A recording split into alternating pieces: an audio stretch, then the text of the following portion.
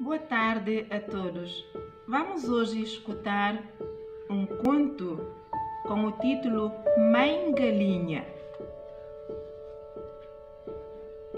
A história começa assim. Coquereco! Canta o pai galo de madrugada para acordar a bicharada. A mãe galinha é a primeira a abrir os olhos.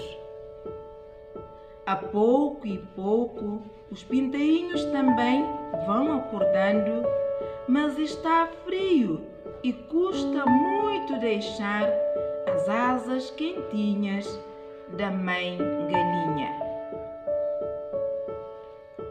Um a um, os pintainhos vão saindo muito devagarinho. O último espreita para um lado, espreita para o outro. Onde estão todos? Anda, preguiçoso, ou vais perder este milho delicioso?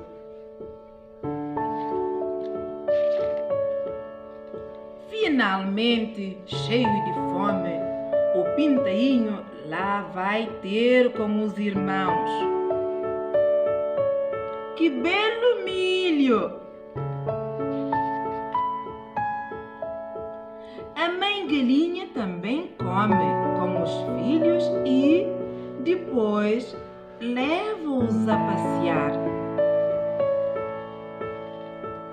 Quando já estão cansados, a mãe galinha chama os pintainhos e, a correr, lá vão eles abrigar-se outra vez debaixo das penas quentinhas.